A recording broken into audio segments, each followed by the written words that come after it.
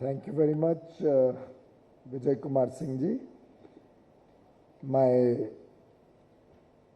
sister and colleague in the Union Cabinet, Srimati Darshana Jardosh ji, Secretary UP Singh, other colleagues from the Textile Ministry and other ministries who have joined us today, and all the distinguished participants in this long-awaited physical interaction with captains of industry from the textile sector. A warm welcome to all of you for joining us today. Also a welcome to all those who are still on VC because we have restriction on the numbers of participants we can invite into Delhi. But truly it's a great endorsement of Prime Minister Modi's vision and persistent work towards rapidly expanding the vaccination drive, that more than 50% of India's adult population today stands covered with at least a single dose of vaccine, because of which we are able to meet here today. At the outset, I would like to also thank the Prime Minister for having appointed for the first time ever an Honorable Minister of Textile who comes from the textile community, who's directly somebody who's been involved traditionally for generations with the textile sector.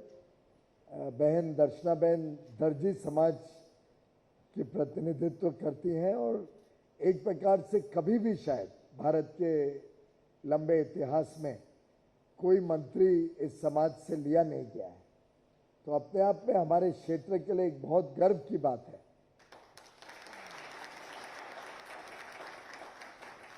और मैं समझता हूं जितना दर्शना बहन आपकी समस्या समझ सकते हैं उतना और कोई, ना मैं भी या और कोई टेक्सटाइल का मिनिस्टर या अधिकारी नहीं समझ पाएगा। तो आप सबके लिए तो एक सिंगल पॉइंट कांटेक्ट हैं जिनसे आप लोग और एंगेज करिए, जिनके साथ आप अपने दुख सुख को शेयर करिए। और मुझे विश्वास है कि जो मैंने अभी तक देखा है दर्शना बहन का काम करने का ढंग, उसके पहले एक सांसद के रूप में, अब एक मंत्री के रूप में, बहुत ही संवेदनशील व्यक्तित्व है उनका, बहुत ज़्यादा चिंता करती हैं इंडस्ट्री की। और आज की भी इस सेशन के लिए बहुत ज़्यादा उन्होंने लोगों के साथ बातचीत करी, पहले से लोगों से चर्चा करके क्या क्या विषय इम्पोर्टेंट है वो फ्लैग ऑफ किए। तो मुझे लगता है हमारे लिए एक बहुत अच्छा संजोग है कि दर्शना बहन इस इंडस्ट्री में अब आई हैं और आप सब के लिए एक नेतृत्व देने के लिए अब हमारे पास दर्शना बहन का पूरा सपोर्ट रहेगा। I must say I'm really delighted also at the way the textile sector has shown commitment, resolve, and the willingness to engage with bigger and bolder targets. I'm delighted that nobody has objected to the target of 44 billion. Not that it's a great target, while Vijay Singh ji in his presentation said it's an ambitious target. I beg to differ with that.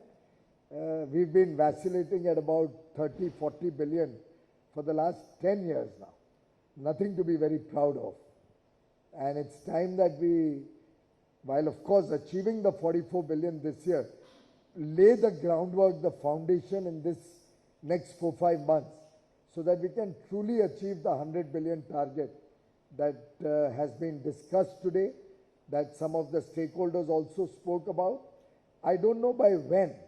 That's something that will emerge from some of these interactions and some of the actions that we take and some of the actions that industry takes.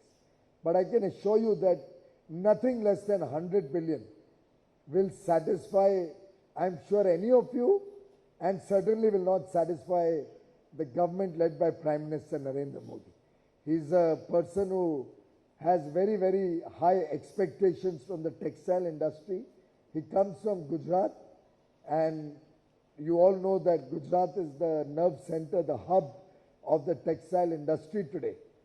In fact, a lot of what my home city of Mumbai lost because of a variety of reasons went into Gujarat in a big way. So today is the time that really we need more competition amongst states, just like we have competition amongst industry participants, to try and capture the business. And that's the competition that we will see in the Mitra scheme also, when we have to finalize the 6 or 7 industrial parks, textile parks. We'll be doing it on a challenge route, looking at states giving commitments for land, labor laws, infrastructure, other state support, power, maybe power and other utilities at attractive prices. And I've started this dialogue with different states. Some of the states have already shown willingness to come forward. For example, I said, can you assure me 10 years power at a fixed cost or at a defined formula-based cost for the textile industry to set up a park in your state? Can you give us land at very, very attractive rates to encourage more people to come up and set up in your state? And other such initiatives which states should also be forthcoming along with the central support. Because after all, what is RODTEP also? RODTEP largely are duties which the states are charging. Electricity duty, mandi tax, a large part of the fuel taxes also, which the states are taking as taxes from us, but the center is going to reimburse us under the RODTEP scheme. So effectively the states are the recipient of the money, the center from its post-distribution funds.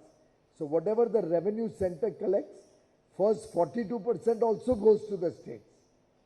We are left with only 58%. From that we will be paying RODTEP to all of you, to those, or ROSCTL, to those sectors which get each of these schemes. So I think it's important that states also should be a participant in our effort to make the industry more competitive. We are working with the states. I have noted the point which one of the delegates mentioned about states not fulfilling their commitments, particularly payment of incentives in time. I have already started that dialogue with one state which has been brought to my attention by some of the exporters, which made very tall promises, attracted a lot of investment, but suddenly is not fulfilling its commitments. And only day before yesterday, I have highlighted that to the concerned minister of the state. I'm hoping that some action will be taken soon in that regard. Similarly, there are some dues which are to be paid by the central government on export incentives of the past, which are pending for payment. We are working very closely with the Ministry of Finance to see how we can quickly get that payment out into the system, how much of it we can do in the current year, if anything is left over, whether it can be done in the next year or latest in the next 2 years. But our effort is to try and front load as much of the old dues of the incentive regimes, so that that money also will become available for the industry, including the textile industry, for your working capital and other investment requirements. And we'll soon be coming out with more information on that. And I'm sure it'll be good news for the entire exporting community.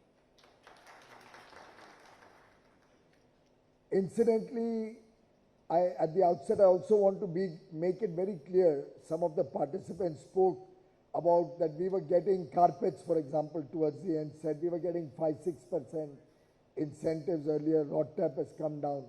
Kindly note that RODTEP is not an incentive scheme. It is only remission or reimbursement of the unremitted taxes, whether state or central, like electricity duty, mandi tax, taxes on fuel, which are not a part of GST, any coal cess that has gone into the production of electricity. And the determination of these rates are done in a very scientific manner by an independent committee set up by the Ministry of Finance. They sought information from industry about the component of unremitted taxes in their export product, and accordingly has finalized these rates. We have requested the Ministry of Finance to set up a review committee or an anomaly committee to go into any inputs that you may like to put up for correcting any rates where there may be a mistake. Of course, the government is open to hearing from any sector which feels that your rate does not truly remit your taxes which are not a part of GST. Because we do believe that India should be a part of the international global trade where we are exporting goods and services, not taxes. It is with that intention that this scheme has come out. And any of you who feels that your product has not rightly received what is due to them, please do put it up. It will be examined by the committee, an independent committee again. It's not something for the government or ministry to finalize or settle across the table. It's a rational scientific process that will determine this. And when we review it for the next year, I'm sure we'll be able to relook at any of such anomalies that may have come into the system. I also noted that the ministry was talking about the fact that anti-dumping duty has been removed on certain products. Again, that's not something that the ministry does arbitrarily. This is a process-driven item. There is a Director General of Trade Remedies which assesses whether there is injury to domestic industry, whether there is dumping happening, whether there is subsidy in some other country which is causing injury to domestic manufacturers. They also see capacity utilization of Indian industry, profit margins of Indian industry, and then make a rational decision on whether anti-dumping duty or any other protection is required. And this has happened through that process.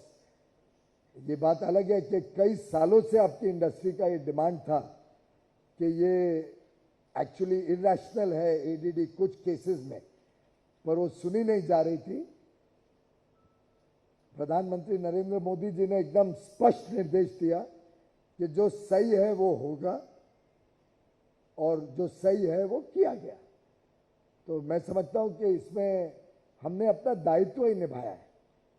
और अगर फिर भी किसको कोई इसमें कठिनाई है या इंजरी लगती है तो our doors are always open. The DGTR office is always willing to listen to any unfair practices that is harming domestic industry. That's the job of the DGTR. So I'd like to reiterate that no, nothing unfair has been done, and should anybody still feel there's dumping in any product, it could even be dumping of garments for all you know. It could be dumping of fiber, it could be dumping of raw material, it could be anything. Or any subsidies being given anywhere, the DGTR office is ready and willing to consider all requests, and there's a whole process for it. But it will be done in a fair and honest manner without causing any injury to the user base also, the larger interests of the industry. So we have to balance every industry's requirement. I have often in my interactions with industry appealed to industry that is, while the DGTR does its job, government tries and supports users so that you get a level playing field when you are competing internationally. At the same time, it's important that we support each other.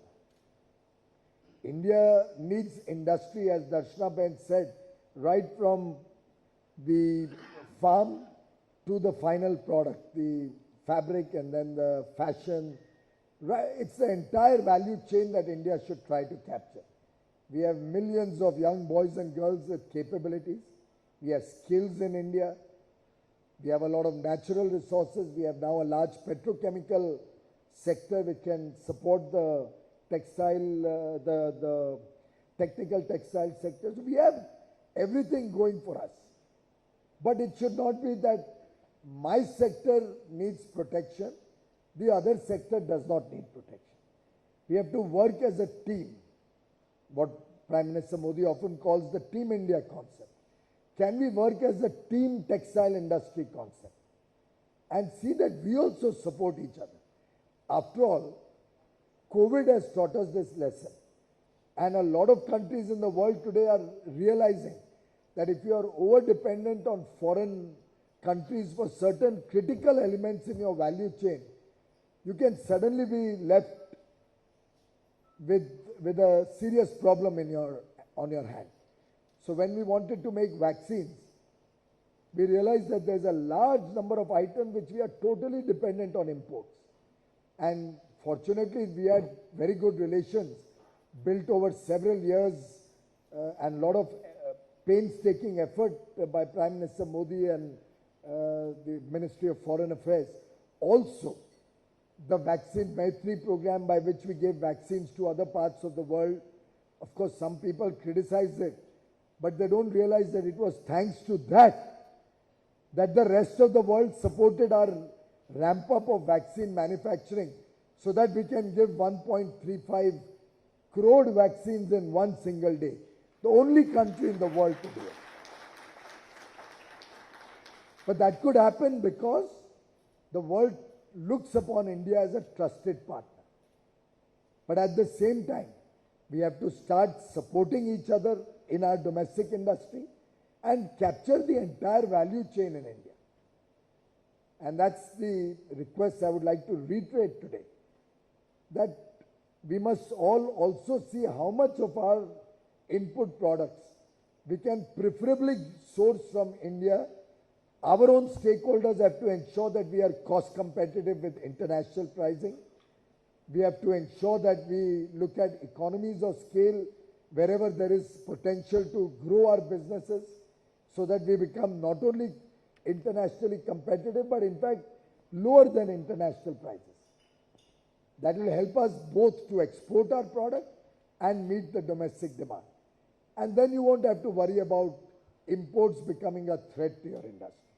So I would urge all of you to also look at economies of scale, and the PLI scheme is largely focused keeping that in mind, that India needs some global champions.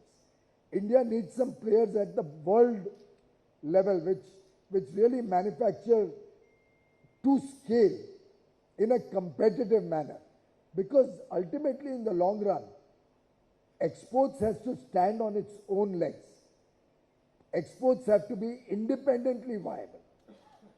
This constant demand of subsidies and constant demand of incentives is not going to be good for industry. And personally, in my 7 years in different ministries, my own experience has been that wherever we removed subsidies and all these artificial clutches, those industries have flourished. The services sector in India today probably exports 5 times what you are exporting. 5 times. But no subsidies, nothing. They are doing it on the strength of their capability, on the strength of the skills that India has. And to my mind, our Indian textile industry has all those ingredients to become self-sufficient, to support each other, even in the value chain that's present in this room. We all heard different divergent views coming from different sides, albeit in a very diplomatic manner. I'm grateful to you for that.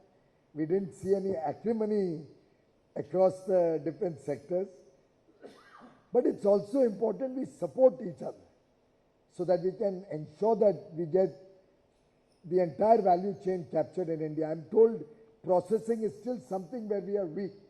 I'm told technology adoption, particularly in the looms and all, we still have a long way to go.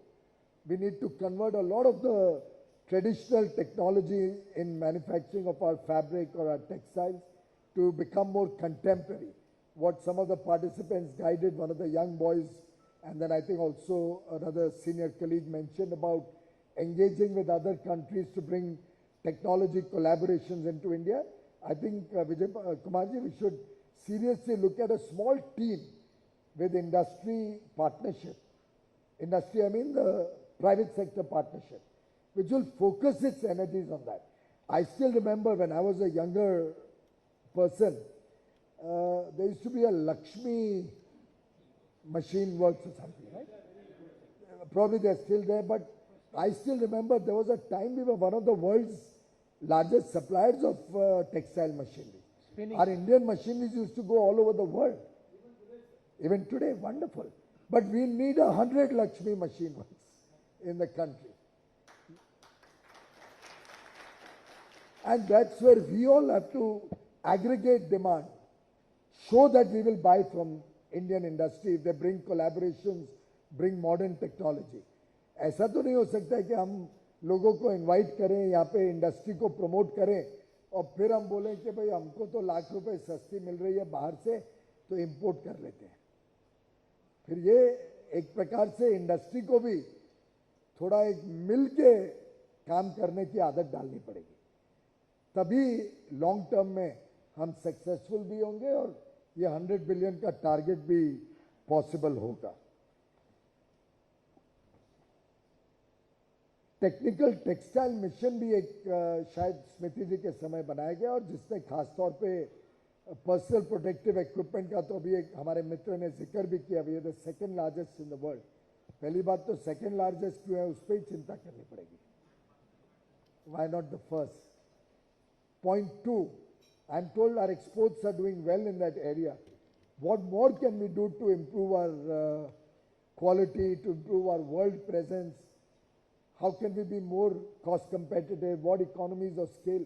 इसके ऊपर ये technical textile mission में, I believe that there are some research institutions also involved. पर मुझे लगता है कि थोड़ा private sector के साथ और engage करके, I want a very, very clear roadmap on technical textiles to be drawn up. A lot of the speakers spoke about the world market being 70% textiles, whereas India has focused traditionally, and again, rightly so, on our cotton industry and on other domestic strength areas. But I think recognizing that a large market is available on technical textiles, let us work in partnership with industry to see how we can start increasing our global share in technical textiles. I believe 92 items have been identified for mandatory use across 9 ministries and departments. Take a review of what has happened in that. Has it helped build up some scale in those sectors, in those items? One of the young boys spoke about that. Maybe we need to reiterate that instruction. Though I'm not extremely keen that we should right now, by legislation or by law, restrict and create hurdles in the orderly growth of other sectors. Like there was a suggestion that we should make sure that everything fire retardant is used. Now that's a good, noble idea. And it should not be by mandate. It should come from public demand. I mean, gradually people will start saying, I'm not going to go to that hotel if it's not using proper fire retardant material.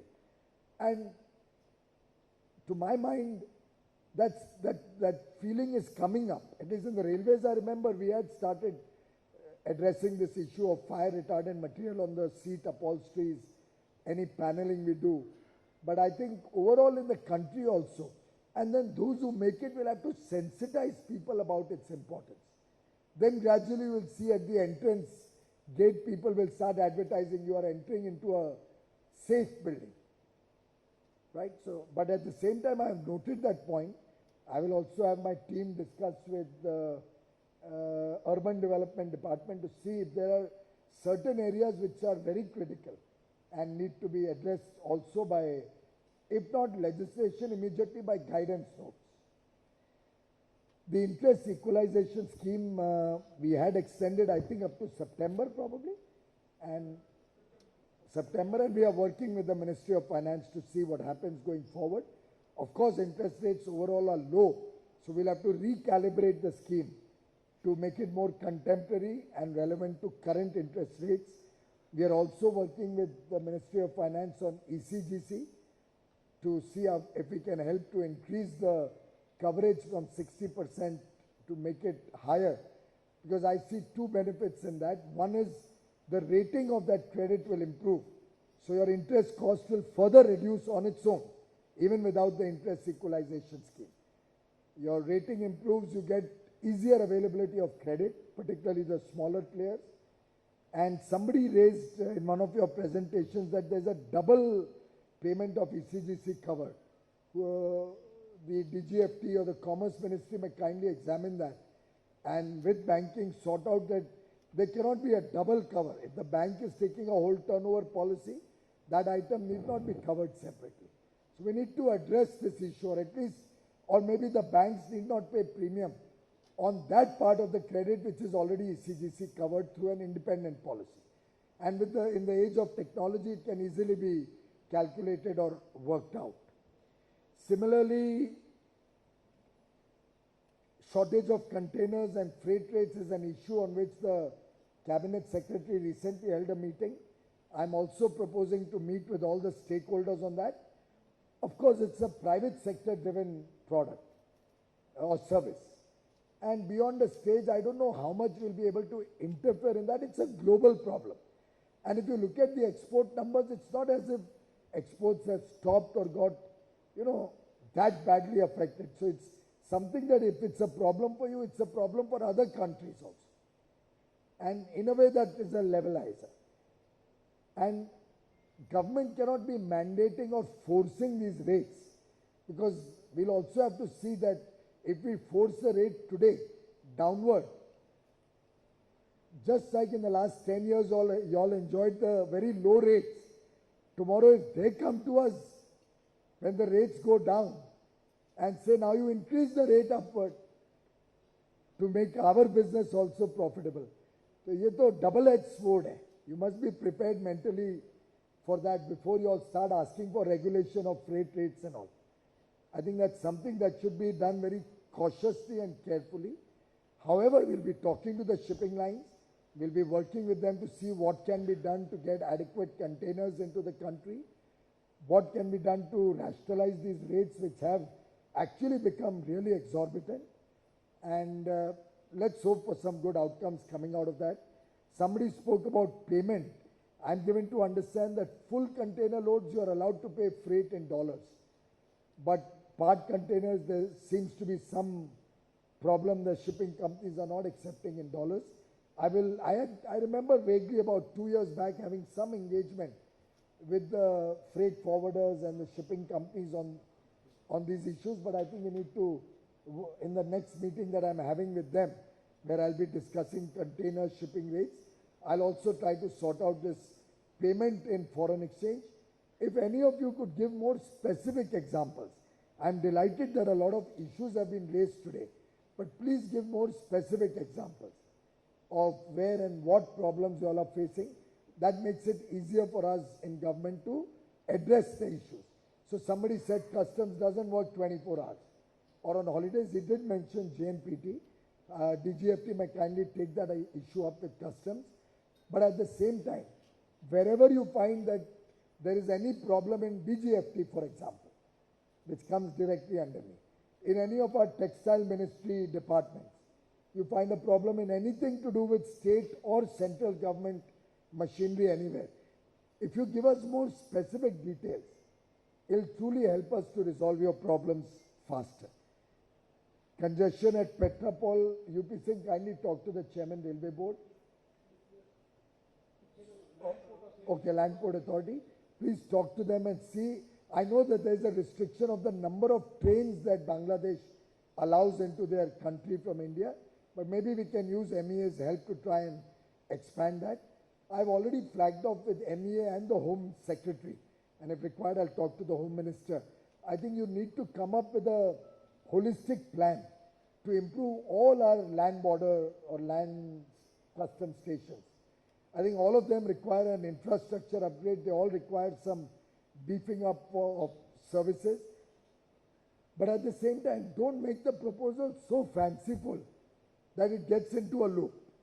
Essential items can be done with a very low cost budget. So I think if you, for example, there was some proposal I received of some 300 odd crore rupees for one land station. That will get into a long loop. But when I saw all those items, I thought many of those could be done more effectively and could be downsized in a very small budget, but which would have an immediate impact on the exporters. So always look at the low-hanging fruits first and try to push that and improve all our border trade with Bangladesh, Nepal and all these countries.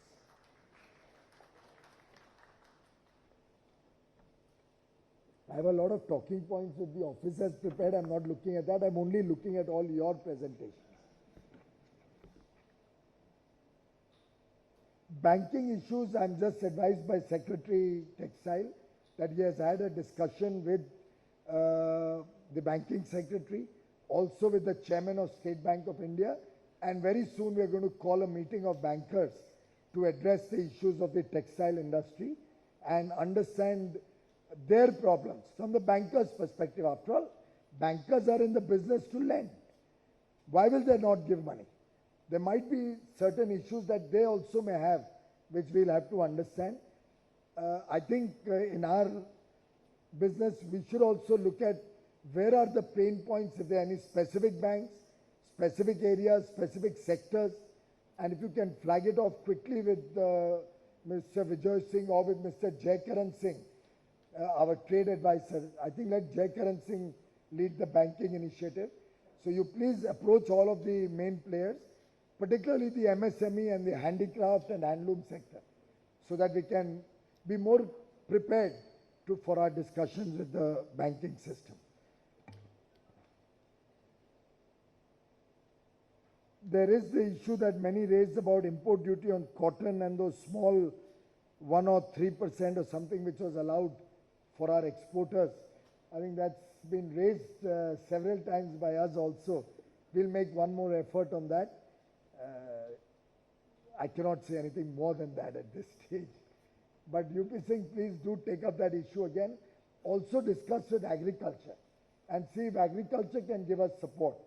Because most of the items that are being imported in this really may not be impacting our domestic agriculture, particularly the grades of cotton that are being imported. So I think we'll need support from agriculture, but let's make an effort for that.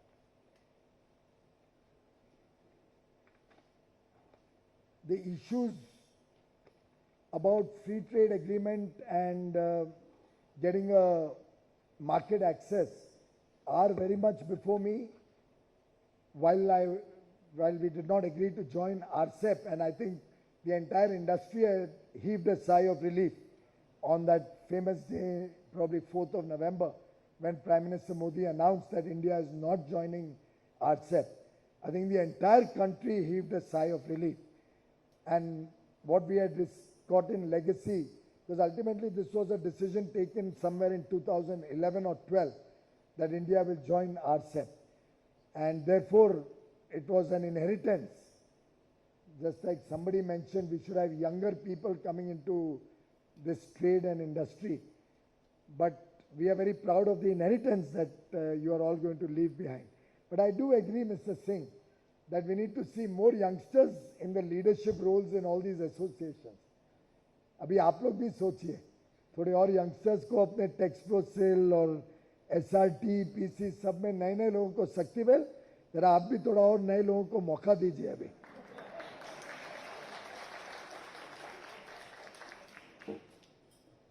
और आप इनके मार्गदर्शक बनिए. Anyway, I've diverted from the topic. We had received RCEP in inheritance, but after going through the whole process, we realized that it would literally not benefit our Indian industry as much as we would be, let's say, opening up the Indian market to the others. But at the same time, there are other countries where there is a transparent, rules-based trading opportunity, where there is democracy and where we can be confident that both sides will benefit. So we are engaged with an advanced stage of discussions with UK, for example. We have launched negotiations with EU, though I think UK will happen faster, at least the early harvest. EU is a longer drawn process with 27 countries. UAE and Australia are promising FTAs or PTAs which we could look at in the near future. Canada had shown interest, but COVID actually put us on a back foot over there. So we are working with different countries to see how we can expand our engagement and market access. If there are any non-tariff barriers, please give specific information of those non-tariff barriers. So we can, in the part of our engagement, also raise those issues. But bear in mind, one problem that I face when I'm doing FTA negotiations, an industry cannot say open access for me. I want access in the other country. But please don't allow them to come to India. That doesn't work. It has to be a two-way traffic. Of course, you don't open access equitably, but there's some sort of reciprocity that every country demands. Just like we demanded in RCEP. And when we didn't get it, we walked out. Similarly, I think all of you should also now remember and recognize that India will also have to look at opening up more if we want other countries to open up to us. As regards Bangladesh, please realize that it's a LDC. And because of it being an LDC, it has access all over the world at zero duty. बार-बार आप लोग ये विषय उठाते हैं, जरा इसकी गहराई को समझिए. इंडिया भी जब LDC था, तो हमको भी जीरो ड्यूटी एक्सेस मिलता था. वियतनाम, आप कई बार हमें वियतनाम का उदाहरण देते हैं. EU के साथ FTA, फलाने के साथ इतना मार्केट एक्सेस है, they are growing so fast.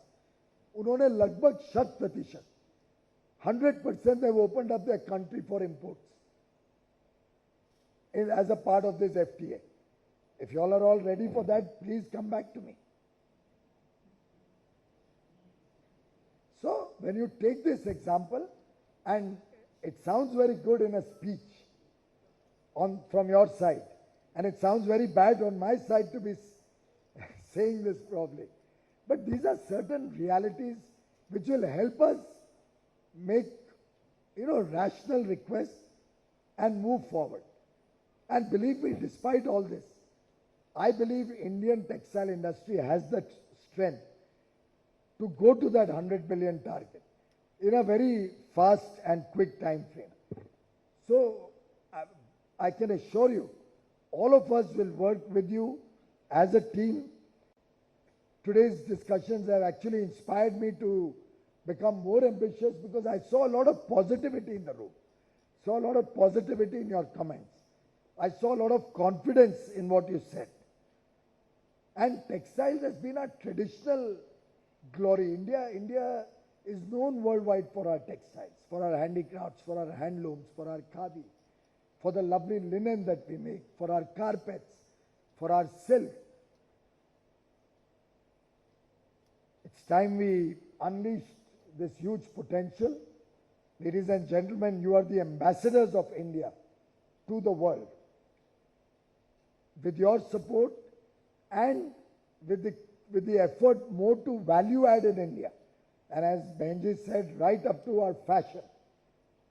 I'm told that dresses these days or clothes and saris that we are all going to see in Surat and Vadodara and Navratri, and I hope this time we can actually start celebrating Navratri again, Diwali again, Dasara again. I'm told some of these clothes are really expensive because they add a lot of value in terms of embroidery, knitting, designing. Let's take all of that to the world. Let's focus on our knitwear. Let's focus on our high fashion designed products. Let's make our designs and our products gold standard in the world market.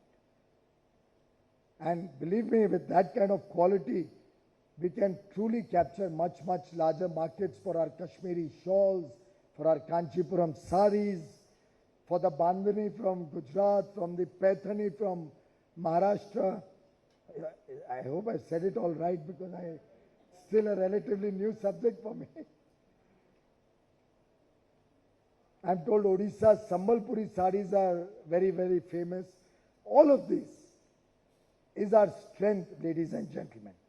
And let's all work together to take these to the world, to show to the world India's strengths. Let's go for much bigger and bigger ambitious targets going forward. I have settled for 44 billion with a heavy heart for this year, but next year it will have to be much, much more ambitious.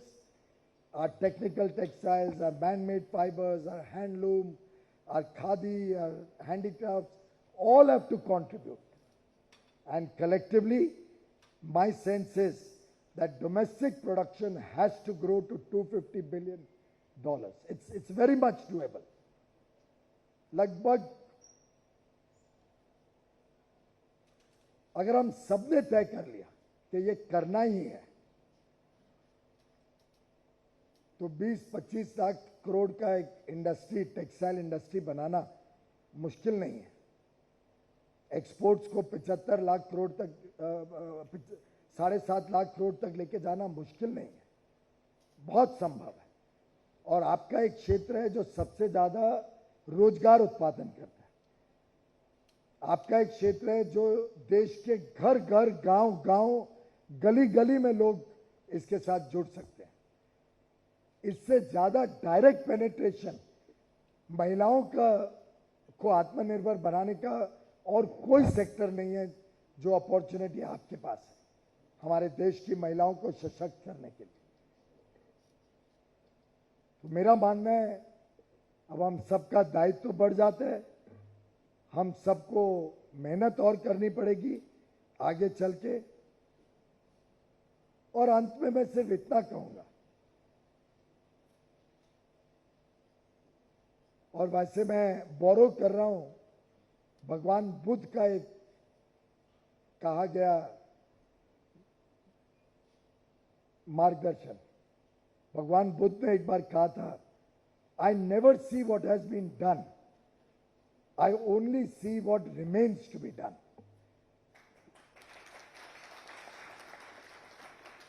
Thank you very much for all the good words many of you spoke about the efforts of the Government of India, for the Prime Minister, for my colleagues in the different ministries. I'm grateful for all your kind words. Equally, I'm conscious of the huge responsibility that such ambitious targets cast on all of us. We are standing shoulder to shoulder with you. Let's work together and make this happen. Thank you.